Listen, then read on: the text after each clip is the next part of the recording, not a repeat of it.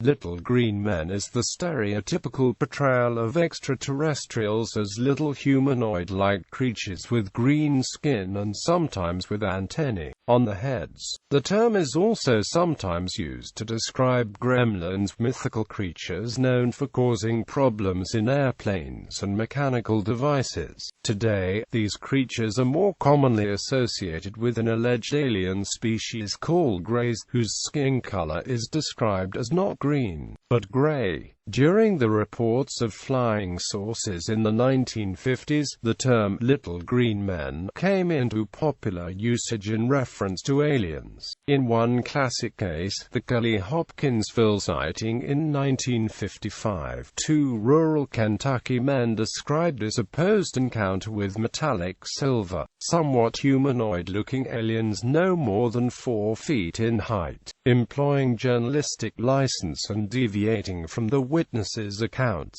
many newspaper articles used the term "little green men" in writing up the story.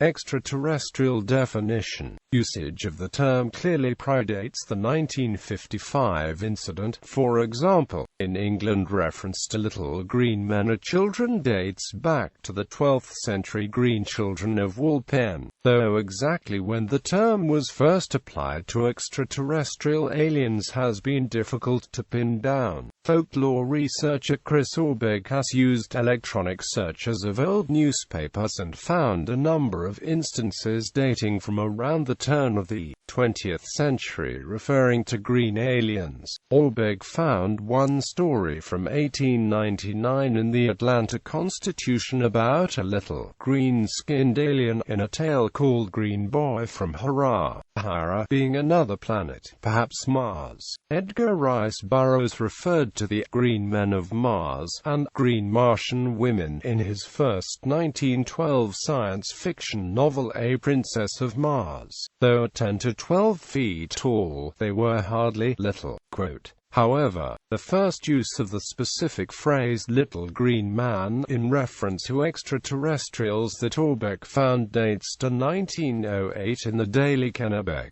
Journal, in this case the aliens again being Martians. In 1910, a little green man was allegedly captured from his crashed spaceship in Apulia in southeast Italy. Green aliens soon came to commonly portray extraterrestrials and adorned the covers of many of the 1920s to 1950s science fiction pulp magazines, with pictures of Buck Rogers and Flash Gordon battling green alien monsters. The first documented print example specifically linking little green men to extraterrestrial spaceships is in a newspaper column satirizing the public panic following Orson Welles' famous War of the Worlds Halloween broadcast of October 31, 1938. The column by reporter Bill Barnard in the Corpus Christi Times the next day begins, 13 little green men from Mercury stepped out of the spaceship at Cliff Mouse Field late yesterday afternoon for a goodwill visit to Corpus Christi, and ends with, then the 13 little green men got in the spaceship and flew away. The familiarity with which the term was used suggests that this probably wasn't the first instance where it was applied to extraterrestrials in spaceships. In 1946, Harold M. Sherman published a pulp science fiction book entitled The Green Man: A Visit from Space.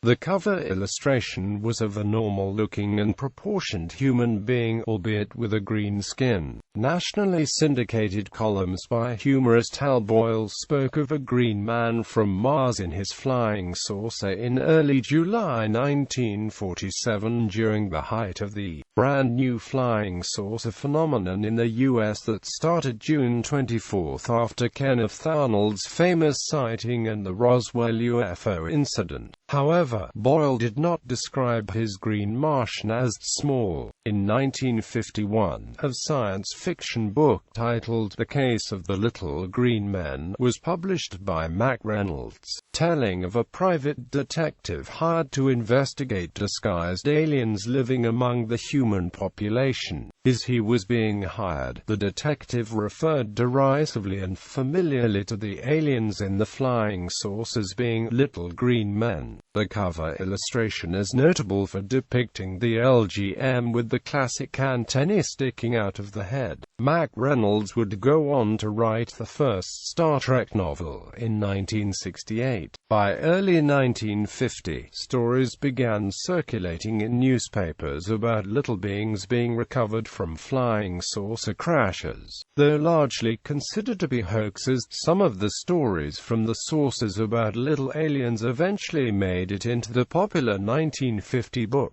Behind the Flying Saucers by Variety magazine columnist Frank Scully. A witness reporting a flying saucer sighting to a Wichita, Kansas newspaper in June 1950 stated that he saw absolutely no little green men with egg on the whiskers. Similarly, electronic searches show that little green men was specifically used in reference to science fiction and flying saucers by at least 1951 in the New York Times and Washington Post, and 1952 in the Los Angeles Times and the Chicago Tribune. The next example of the New York Times using the term dates from 1955 in a book review of a sci-fi satire called Martians Go Home. The Martians were obnoxious little green men whose appearance was true to prophecy. In a later example, following a nationally publicized flurry of UFO sightings in November 1957, syndicated Washington columnist Frederick Othman wrote, "New flying saucer epidemicon.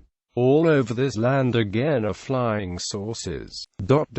No little green men have climbed out of these celestial vehicles so far, but in another couple of days I wouldn't be surprised." Origins and other uses. The term also shows up much earlier in other contexts. Movie gossip columnist Hedda Hopper used it in 1939 referring to small cast members of The Wizard of Oz, and admonished against drinking on the set. In 1942, the Los Angeles Times used the term in a pictorial on Marines training for jungle combat. In this case, little green men referred to camouflaged Japanese soldiers. The Washington Post in 1942 likewise used the term little green man in reference to a camouflaged Japanese sniper who nearly killed one of their war correspondents. Before its more modern application to aliens, little green men was commonly used to describe various supernatural beings in old legends and folklore and in later fairy tales and children's books such as Goblins. Orbeck noted several examples of the latter in 19th and early 20th century literature. As an example, Rudyard Kipling had a little green man in Puck's Hill from 1906. Another example, and the earliest use of little green man in the New York Times and Chicago Tribune, dates from 1902. In a review of a children's book called The Gift of the Magic Star, where a supernatural little green man is a boy's friend and helps him visit the Cloudland fairies. The next use in the Times was in 1950, and references a planned movie by Walt Disney Corporation of a 1927 novel by poet-novelist Robert Nathan called The Woodcutter's House. The only animated character in the picture was to be Nathan's little green man, a confidant of the woodland animals. In 1923, a serialized romance, When Hearts Command, by Elizabeth York Miller, which appeared in newspapers such as the Chicago Tribune and Washington Post, has a former mental patient who still sees little green men, and who simultaneously comments that a fellow patient conversed with the inhabitants of Mars. Other instances of imaginary small green beings have been found in a newspaper column from 1936 sarcastically sarcastically discussing doctors and the medical advice,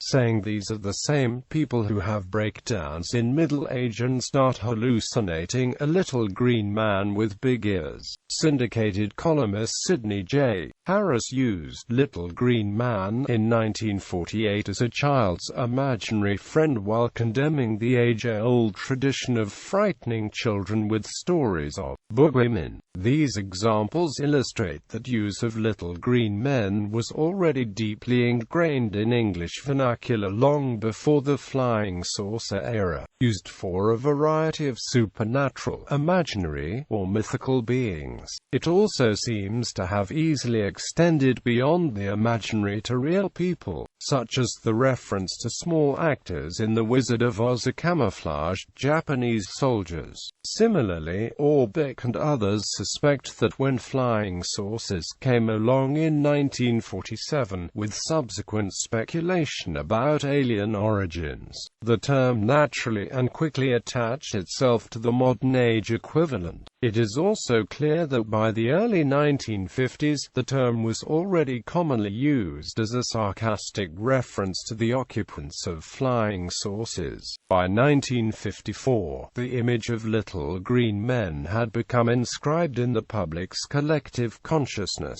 Further electronic searches suggest that the term became increasingly more common in the 1960s and always used in a derisive or humorous way. The Chicago Tribune in 1960 carried a front-page story on the speculations of a Harvard anthropologist about how aliens might look and alien sex. The article opens with the comment, "If there really are little green men out there in space, there are probably also little green women and sex." A cartoon was attached showing two amorous centaur-like male and female aliens with antennae sticking out of their heads. The article also enigmatically states, the "little green men" designation came from Dr. Otto Struve, director of the National Radio Astronomy Observatory, Green Bank, Virginia. He said that's what the possible outer spaces are called among themselves. The term even penetrated into the commentary of the Wall Street Journal. First use in the journal was 1960 in an article on the Brookings Report commissioned by NASA, studying the possible social effects of the discovery of extraterrestrial life. The journal commented that they thought the report overly pessimistic,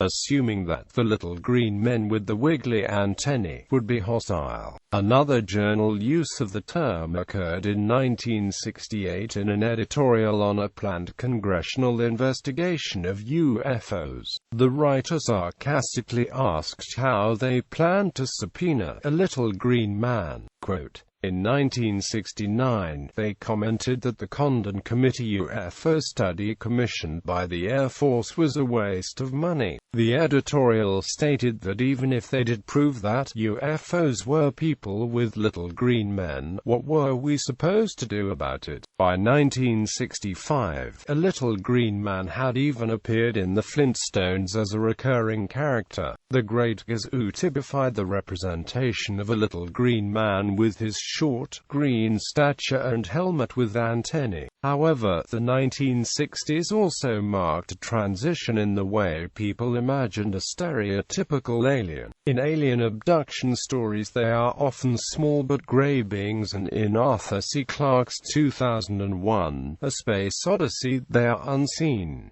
Current usage: aliens, little green aliens and the term little green men have fallen out of general use in serious science fiction circles and are typically only used by the uninformed or to ridicule the notion that aliens may exist, with a few exceptions, such as Yoda in the Star Wars movie saga. A derisive usage can be seen in the original Star Trek episode Tomorrow is Yesterday, set in 1969, as Captain Kirk, captured by the U.S. Air Force while attempting to steal film showing the Enterprise in Earth's atmosphere, calls himself a little green man from Alpha Centauri when interrogated by the base commander. Earlier in the same episode, a rescued Air Force captain brought aboard the Enterprise tells Kirk he's never believed in little green men, immediately before meeting the greenish-tinged Mr. Spock. In the 1988 Doctor Who serial Remembrance of the Daleks, the line is parodied when the Doctor states that the Daleks are aliens. Group Captain Gilmore asks if he's fighting little green men, to which the Doctor says no, little green blobs in bonded polycarbide armor. Instead, the little green alien image seems to have migrated mainly to the world of children's media, where it can still be found in abundance. For example, the small, green, squeeze toy aliens in the 1995 film Toy Story.